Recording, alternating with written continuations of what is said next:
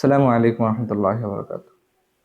সম্প্রতি একটি নিউজ দেখেছি, একটি শিশু চকলেট কিনতে গিয়ে এক বয়োবৃদ্ধের হাতে ধর্ষণের শিকার হয়েছে। ঘটনাটি পড়ে আমার খুবই খারাপ লেগেছে, মর্মাহত হয়েছে।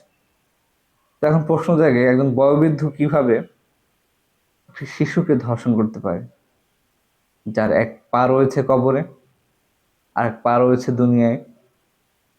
তো গবেষণায় দেখা গিয়েছে একজন পুরুষের 70 থেকে 80 বছর পর্যন্ত যৌন সক্ষমতা থাকতে পারে।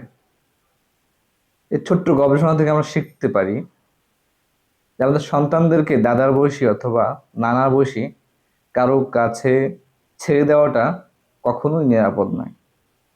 আমরা ভাবতে পারি দাদার বয়সী সে আর কি করবে, সে হয়তো 10 বছর ধরে যৌনকাঙ্ক্ষায়, যৌন ক্ষুধায়, বুভুক্ষ অবস্থায় ঘুরে বেড়াচ্ছে, ক্ষুধা মেটানোর বিভিন্ন রকমের চেষ্টা চালাচ্ছে।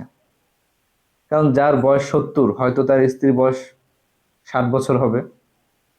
একজন নারীর সাধারণত 50 বছর থেকেই যৌনকাঙ্ক্ষা কমতে থাকে। তাহলে সে অবশ্যই তার স্ত্রীর থেকে তার ইচ্ছা পূরণ করতে পারে না, তাই সে বিভিন্নভাবে পূরণ করার চেষ্টা করতে পারে। এই জন্য দাদার বয়সী নানা বয়সী এদের কাছে কখনোই ছাড়া উচিত না।